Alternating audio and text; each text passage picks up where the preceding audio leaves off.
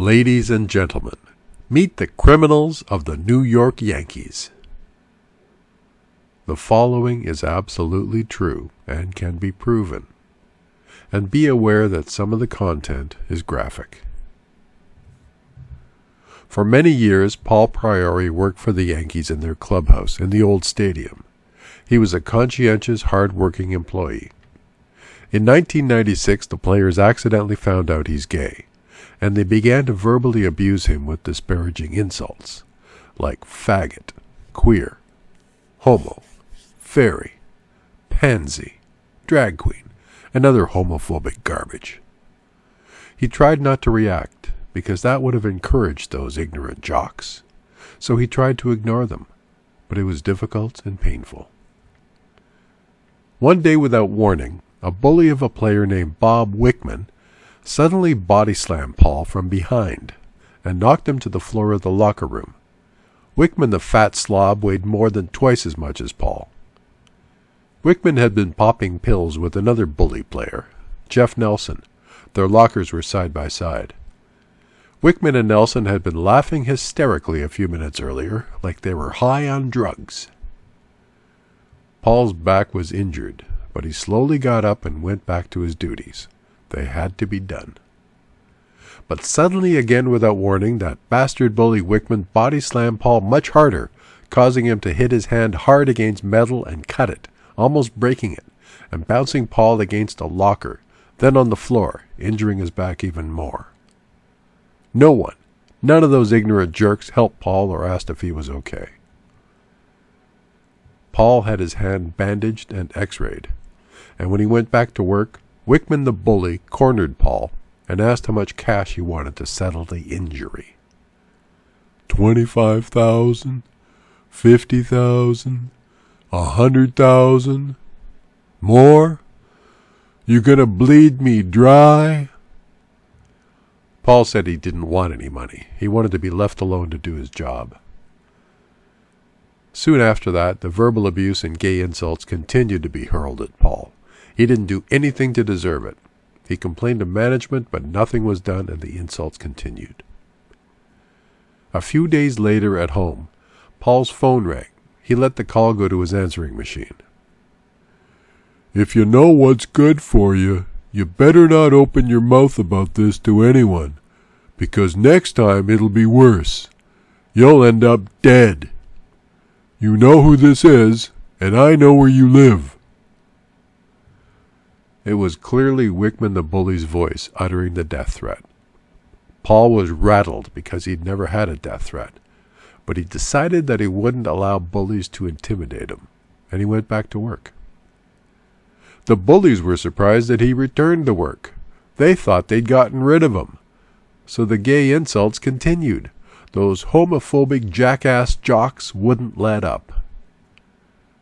A few weeks later, Wickman the bully was naked in the locker room, popping pills with Nelson the bully. Nearby was another homophobic bully, Mariano Rivera. Wickman picked up a black bat, walked over to Paul and said to him, "I'm going to stick this inside you." Several players heard him say it. Wickman smeared a big gob of Vaseline on the wide end of the bat. He was serious. Before Paul could get away, Wickman grabbed him by the neck and forced him down to his knees, grinding his crotch in Paul's face and trying to shove his erect penis into Paul's mouth. Wickman yelled at Nelson and Rivera, "Come here and hold his arms so I can stick my dick in his mouth." Nelson and Rivera obeyed, each holding one of Paul's arms and holding him down. The other jackass jocks were cheering and yelling, "Faggot, homo, fairy, drag queen." Wickman and Nelson were yelling very disgusting things. "You know you want it, faggot. All you faggots like to suck cock and take it up the ass. We're going to give it to you now, faggot. When we get done fucking you, you'll be in love with our cocks, you faggot." Nelson and Rivera pulled down Paul's pants. His underwear was next, and Paul was thrashing his body and yelling at them to stop. Suddenly Paul had a plan. He stopped struggling. Nelson and Rivera relaxed their tight grip on his arms. Paul clenched his fist and with all his might drove it upward into Wickman's crotch. It worked. The big bully yelped like a fat pig and fell forward, making Nelson and Rivera let go of Paul, who struggled to get away, pulling up his underwear and pants. But now the three bullies went after a 14-year-old bat boy. Nelson and Rivera grabbed him, and Wickman threatened to stick the bat into the boy. They threw the boy into a cart, where he thrashed like crazy, tipped it over, grabbed another bat, started swinging at his attackers, and ran out of the clubhouse. Now that the boy was safely gone, Paul left the clubhouse and went to see the office women to tell them what had happened. He was shaking and upset while he described it to them, and they urged him to find the head of security, Sonny Height, to complain about the assaults. Paul found Height, told him what had happened, and the two of them went to see Bob Watson, the general manager, and Brian Cashman, the assistant GM. Watson and Cashman listened to Paul describe the assaults, but they showed no emotion, as they promised they would do something.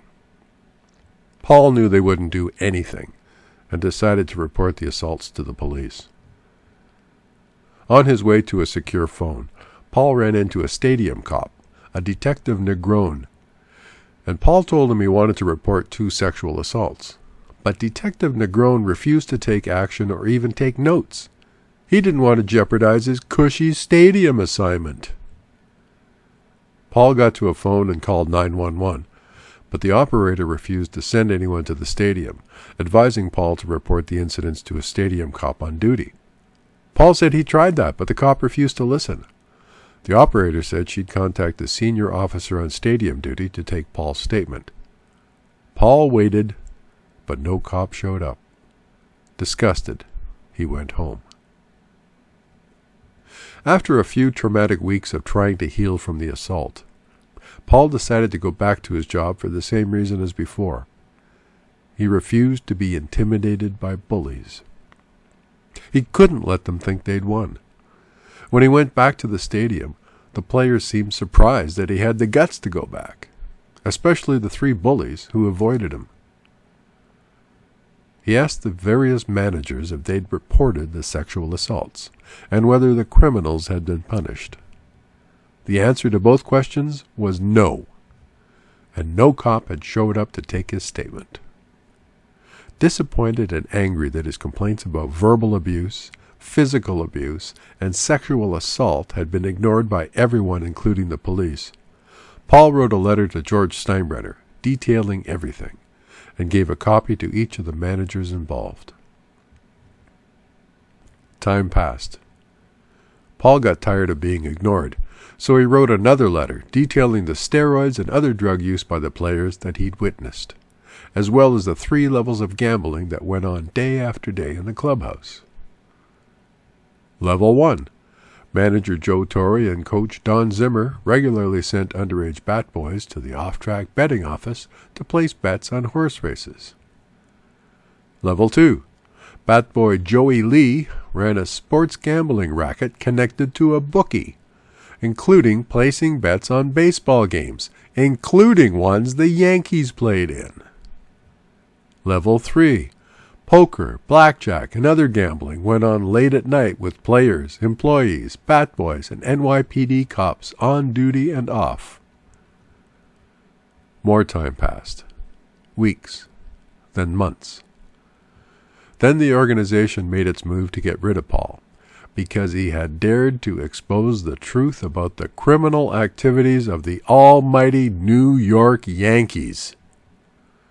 George Steinbrenner told his managers to get rid of the homo. But they had a problem. It would be illegal to fire Paul for being gay.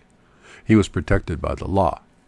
And he was a hard worker, so they couldn't fire him for poor job performance. The Yankees Brain Trust put their collective little heads together and decided that Paul would be accused of theft of Yankee merchandise. Things like balls, bats, caps, jerseys, anything with the Yankee logo or insignia, even uniforms. Paul handled those items all the time, It was part of his job to clean players' uniforms and get them to sign autographs on merchandise. All the managers had to do was accuse him of stealing some, and he'd probably confess to it and leave quietly, even though he was innocent. They'd tried it previously and successfully with other workers they'd wanted to get rid of, like older employees near retirement age, who were fired before they turned 65, so the company wouldn't have to pay anything towards their pension. The poor employee might try to say he was innocent, that he never stole anything. But if management insisted the employee had indeed stole something, if they said it loud enough and long enough, the employee would just cave in and leave. With Paul, they started with small stuff. 2 managers, sometimes 3, would walk up to Paul and ask him about missing merchandise, without giving details. Paul told them that he'd witnessed others taking Yankee items, employees, visitors to the clubhouse, managers, players. But he said he never stole the thing himself because he didn't believe in it, because stealing is wrong. 5 times in 10 days, the managers accused Paul of stealing things, but he insisted he was innocent, because he was innocent. But they were determined to get rid of him, so they had to try harder. They had to come up with some lie, some scam, some genius plan that would get rid of Paul convincingly, that would be accepted by the authorities, because the Yankees didn't want to be sued for wrongful dismissal of a gay man or an honest, hard-working man. So one day Paul was approached by Brian Cashman, assistant GM, and Tom May, Cashman's assistant, who told him to go with them. As they walked to the elevator, Paul quietly turned on the tape recorder in his pocket. Fortunately, he'd put a new tape in earlier. They went to Steinbrenner's office, and of course Steinbrenner wasn't there. He was never at the stadium when someone was fired. He didn't have the guts to fire anyone himself. Always had his henchmen do it. Paul was told to sit in the middle of 3 chairs in front of the large desk, and he was left alone. A few minutes later, in walked Steinbrenner's legal beagle, Lonn Trost, the in-house lawyer, Bob Watson, the GM, Brian Cashman, the assistant GM, and Tom May, the assistant's assistant. Watson sat in Steinbrenner's chair, Trost in a chair beside him, Cashman on one side of Paul, May on the other. It was all orchestrated. Watson had placed a large manila envelope containing papers or something on the desk. Watson spoke first. "Paul, I'm sorry to tell you that we have to let you go today. We have evidence of you stealing and selling Yankees merchandise to a collector in Las Vegas." It was absurd. Paul knew it, and they knew it, because they'd made it up. Paul said, "I don't know where you're getting your information, but it's not accurate. I've never stolen a thing in my life. I've never even been charged with stealing anything. I'm an honest person. You ought to know that. Players have trusted me to get their checks cashed for them for several thousands of dollars. I prevent people from stealing items from the clubhouse. So why would I steal items that would be highly visible and easily traceable?" Watson gestured at the envelope and claimed it contained photos of Paul in Vegas selling official Yankee uniforms and merchandise to a big-time sports collector, and they had a canceled check for $2 million with Paul's signature. Talk about big balls! What an outrageous lie! Paul said, "I didn't steal anything, and I've never been to Vegas. I don't know where you're coming up with this nonsense. Show me the evidence." But they refused. Watson said Paul was being investigated by the FBI. Paul said, "Fine, I have nothing to hide." On cue, in walked 2 heavy-set guys in dark suits with bulges to indicate weapons. Watson said they were FBI agents who'd been working on Paul's case, particularly in Vegas. Both agents had folders in their hands to make them look official. One stood between Paul and Cashman, the other between Paul and May. It all seemed very staged. One agent flashed a badge at Paul that looked like it came from a joke shop. The other agent opened his folder and flashed a paper with a fake FBI logo on it. Paul thought to himself, these guys aren't agents, but why aren't they saying anything? Why are they just behaving like mannequins, like the props they really are? Paul began applauding their performance. You guys deserve an Academy Award. I recognize that fake FBI logo from a TV show I was part of as an extra. And where'd you get the fake badge? The agents looked at each other, looked at Watson and Trost, shrugged, then walked out without saying a word. The scam had backfired. Paul said to them, I'll guess that you and the FBI have no proof of me being in Vegas. No plane tickets, no hotel rooms, no cab drivers to identify me. How was I supposed to get there and back? By walking? They just stared at Paul in silence. He continued, You claim you have photographs of me and a canceled check for $2 million with my signature, but you have yet to show me any evidence. So I want to see what's in that envelope right now. Watson picked up the envelope and said, We don't have to show you. Trost took it from Watson and looked inside it, handed it to May, who also looked inside, and handed it to Cashman. Paul said, You most certainly do have to show me. As the person being accused, I have a right to see the evidence you claim to have against me, and I demand that you show me. Again they refused. So Paul grabbed the envelope from Cashman, looked inside, and pulled out several sheets of blank paper. Suddenly, the geniuses all had an "oh shit" expression on their faces. Paul said, This is your evidence? You've got to do better than this. They all looked at each other, and Watson restated his opening line. Paul, I'm sorry, we have to let you go. But they had no evidence of anything Paul had done wrong, and they'd played him for a fool. Paul stood up and said, I know what's going on here. It's a bullshit cover-up for me complaining about those players gay-bashing and abusing me, especially the attempted rape and sodomy of me and the Bat Boy. You know I'm gay and that I have AIDS, and you want to get rid of me. You don't want any of this to get out to the media and the public, so you fabricate a story about me stealing and selling Yankees merchandise to get rid of me. I'm an outspoken person, and you people can't handle that, because I'm honest and I tell the truth. Well, I'm not stupid, and you're not going to get away with this. Paul walked out of Steinbrenner's office, slamming the door shut. In the clubhouse he grabbed his stuff, and as he was leaving, an employee named Robert said to him, I feel bad for you. I heard the reason you were fired was because the players know you're gay, and some were uncomfortable being naked in front of you, and they complained to management. As Paul left the stadium, he felt his tape recorder click off. And that's how Steinbrenner and his managers got rid of a diligent, honest, hard-working employee who happens to be gay and did nothing wrong. To summarize, here's our rogues gallery. First, the sexual assaulters who were never charged, punished, or even yelled at for their crimes, and might have even done it to others, or might do it to others someday because they got away with it. Bob Wickman, Jeff Nelson, Mariano Rivera. By the way, Wickman, we know where you are. And the Yankees Brain Trust, the geniuses who cooked up a scam, a lie about Paul stealing and selling $2 million worth of Yankee uniforms to a collector in Vegas, which is moral abuse and worthy of punishment. Lonn Trost, in-house lawyer, close confidant of George Steinbrenner. He undoubtedly knows about a lot of the old man's illegal activities, including where the bodies are buried.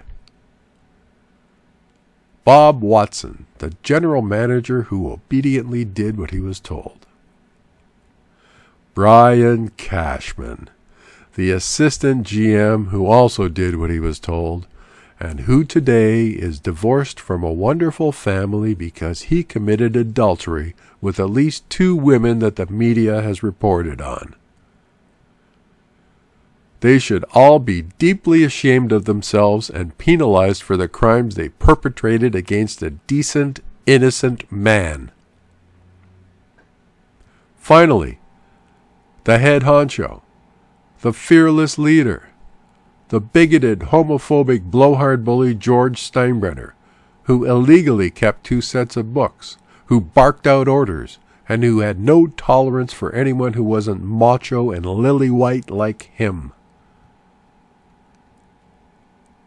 Everything in this video is absolutely true and is confirmed by the results of a sophisticated lie detector test, not a polygraph, taken by Paul Priori and included in our book, Abused by the New York Yankees.